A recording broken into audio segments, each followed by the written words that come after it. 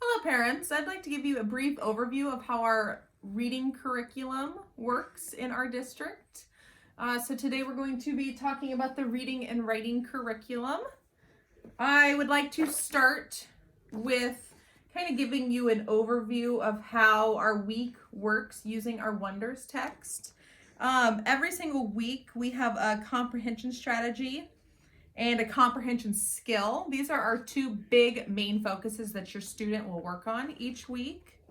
It's followed up by a vocabulary strategy and writing traits that they will use throughout the week and really focus on getting very strong on that trait. We use our grammar, and we have other skills where we work on like our fluency, our phonics skill, and then whatever genre that we are reading for the week. Okay, we always have an essential question. This example that I'm using here is how can words lead to change? So every story that we read for this week is all about how people's words led to actions. Okay. All right, how we learn literature. So the first thing that I want to take a look at is our Wonders reading series. We work out of 2 workshop books every week. We have the reading and writing workshop book, and then we have the literature anthology book. If we look at the comprehension skill, the example that I have up for you is we would read a short story. This first one is called The Ant and the Grasshopper. And the entire time the students are reading this, they're trying to look for clues that will help them reach the theme. So the theme lesson is in here for them. It's very scaffold.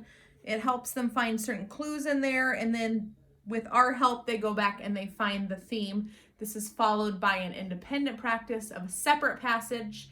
It's kind of similar to The Ant and the Grasshopper. It'll be an animal story this week.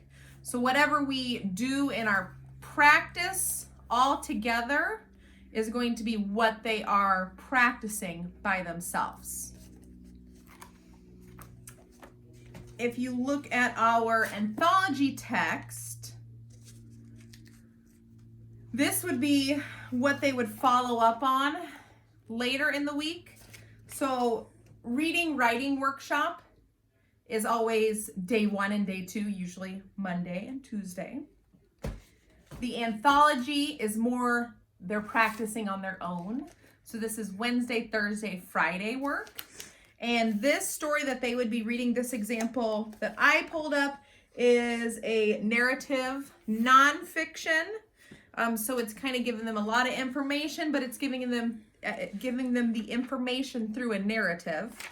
And they are working on the skill cause and effect in this particular story. And so as you can see, it's quite lengthy, so it gives them a lot more to do on their own, but it's better practice for them to be reading grade level text and be practicing finding the skill that they're supposed to be finding. Okay, if we're going to look at informational text, I have some examples pulled up from the 2 books from that as well. So if we look at our reading, writing workshop book, which is what we do Mondays and Tuesdays, the example that I have pulled up is a main idea lesson. And this is based on a informational text. It's all about the ecosystem and saving reefs. And if you look after you get done reading the story, there is the main idea lesson. So it kind of guides them through what the main idea is and the details that support that main idea. If we look in the anthology, which is what they would be doing later on in the week, this is an informational text. It's a drop of water. And this is where they would be really practicing that skill on their own. This skill that they would be working on this week is sequence. So they would be working on putting things in order based on how they happen.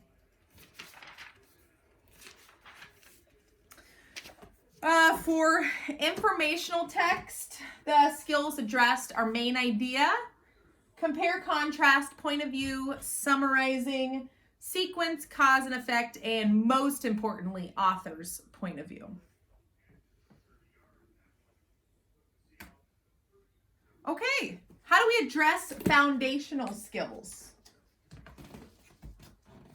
Okay, so foundational skills are practiced every day, multiple times per day for the primary grades. So grades K through 2, they are going to practice those spelling sounds, those phonetic sounds, how to identify letters. They're going to be doing that all throughout the week. If a student needs extra practice, they work one-on-one with their teacher. If they are identified for needing even more help, then they get actually pulled out of the classroom to get extra help with an interventionist. Now, once they get to grades 3 and 5, that changes a little bit. We no longer have the interventionist, and we really only work on phonics skills like 2-3 times a week. We really start to focus on those comprehension skills when we're in the intermediate grades, but we still have some foundational skills that we work with. This is an example of one of the weeks where we would work on plurals. This would be our spelling work that we would do. So as you can see, we would talk to them about adding S to most nouns, adding ES to nouns that end in S, SS, CH, X, or Z. Change Y to an I, add ES. Add the S to an end of a Y if it is a vowel ending in Y, and so on and so forth. So every week in the intermediate grades, we have a new phonics skill that we work on. Again, this particular week that I pulled was plurals.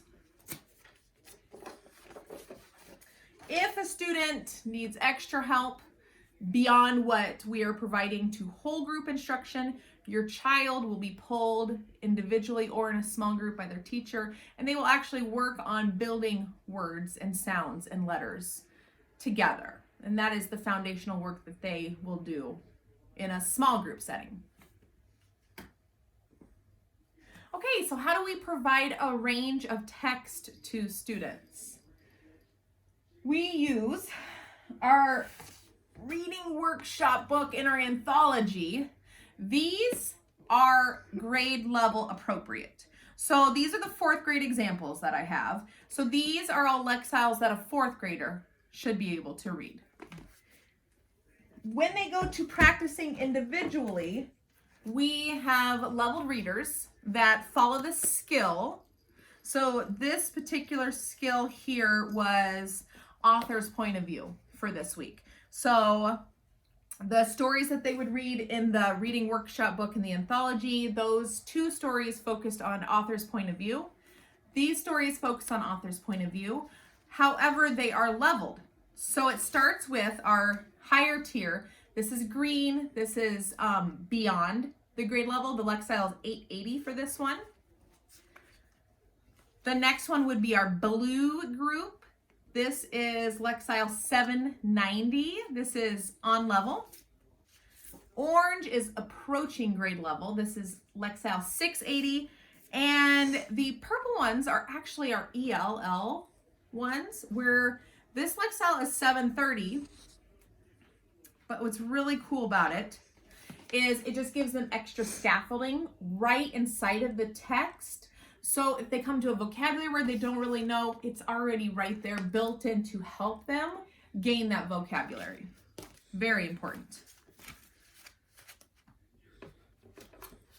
Along with these leveled readers, we have cards that kind of guide us in our small group instruction. So if I was going to look at the orange one, which is my approaching groups, it gives me specific things that I can do for each chapter. kind of any close reading instructions right here. Chapter 2, Chapter 3. It gives me ideas for how to write with this. It gives me analytical writing. And it tells me like, it has like a special paired text at the very end of this story. So this one is Nellie Bly, reporter for the Underdog. At the very end of this book, there's a paired text around the world, which is going to be a shorter text, but it's going to give you that same author's point of view. And then you can actually compare the two texts. So you can write to one source and also write to the second source and intermix them.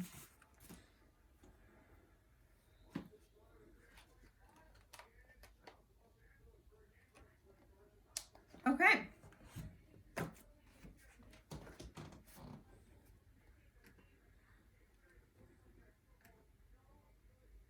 How do we teach writing to our students?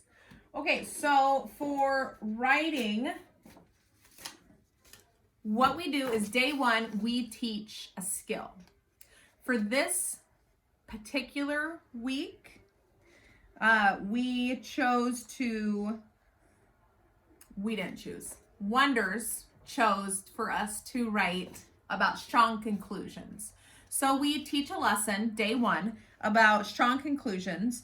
A good conclusion will restate the most important idea. So they're really learning how to, at the very end of something, restate what you were trying to tell them. And then sometimes you even summarize what you wrote. So this would be day one of the work they would do for writing. Day two is one of my favorite days because we actually get to analyze a prompt. So we analyze a writing prompt. The first thing that we do is we look at the Write About texts in our Reading Writing Workshop book.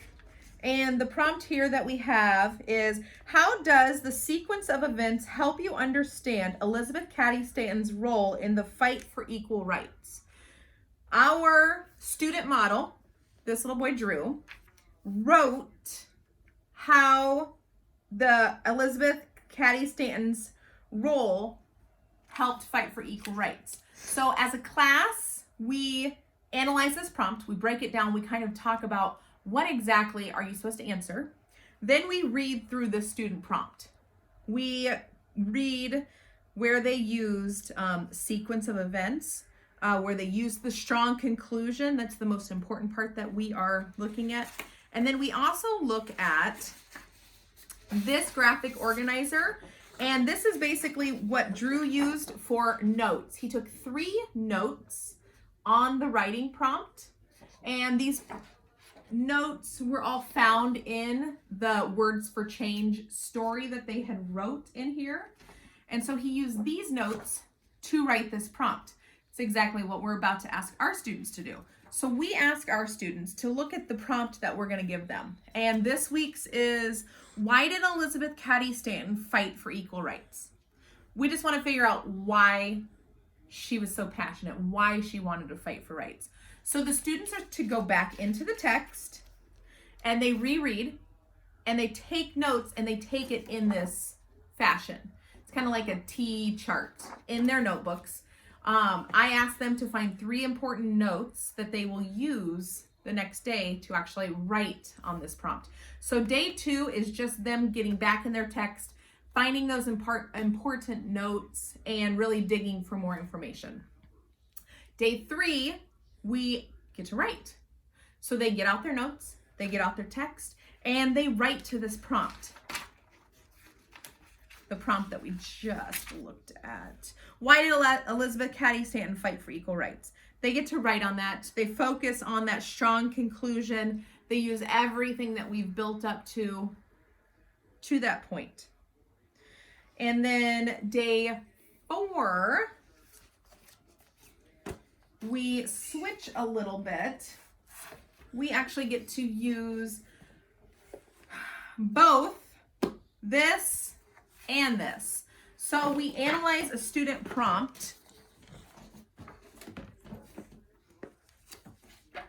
And the student prompt usually asks them to find something from both texts. The text that we will read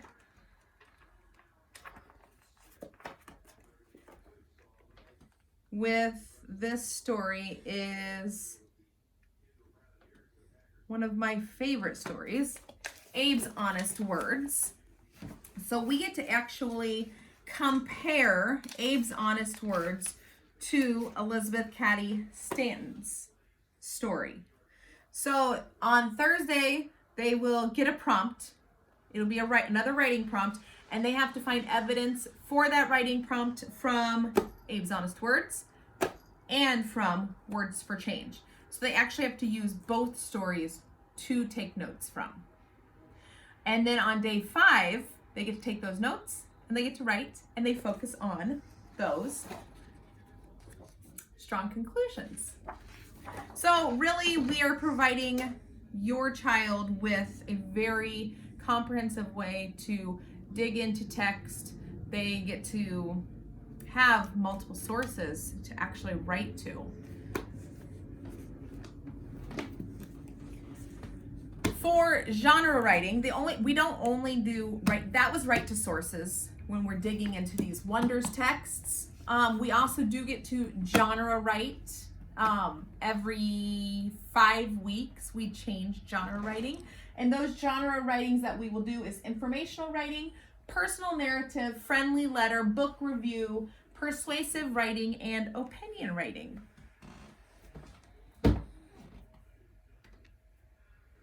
Speaking and listening. Okay, so for us to look at what your child needs to do for speaking and writing, we use fluency partners. So in our week, we will actually have a text that was created by Wonders. It's the same kind of idea that they've had the entire week. So this week we are reading about Elizabeth Cady Stanton and Abraham Lincoln, and then in our practice we're reading about Thomas Jefferson and the Declaration of Independence. So they will be reading through this, and it goes all the way up to 182 words per minute, and they will practice this as fluency partners. So one student reads while the partner listens. The partner marks mistakes and then will give feedback on those mistakes, and then they switch roles. So then the next partner will read, and then the other partner listens. They do this, they read for 1 minute each, and they flip-flop back and forth 3 times. So that is how we address the speaking and listening.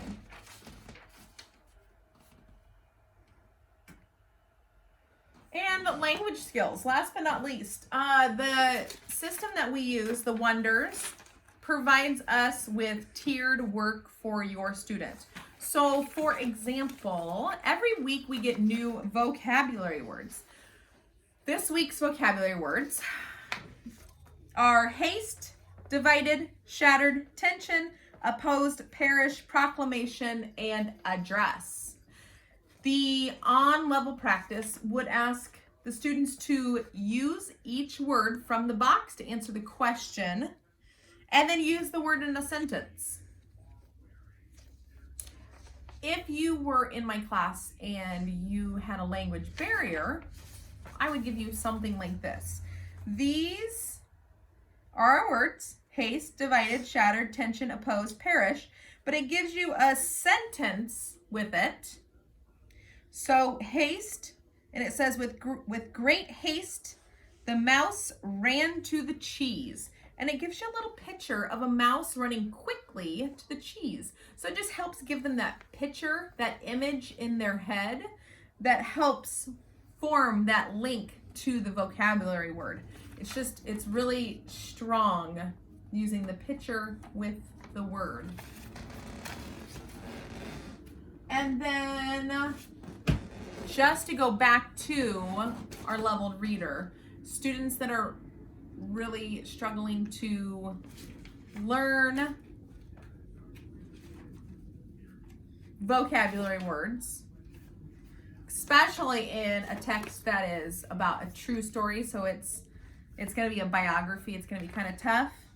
They give tons of different little tidbits right here, like they say laundry, and then basket, Language detective. Was is a linking verb. What are other linking verbs? So it actually breaks down even grammar inside of this text. So basically that is kind of an overall look at how our Wonder system works for students in the district. Thanks.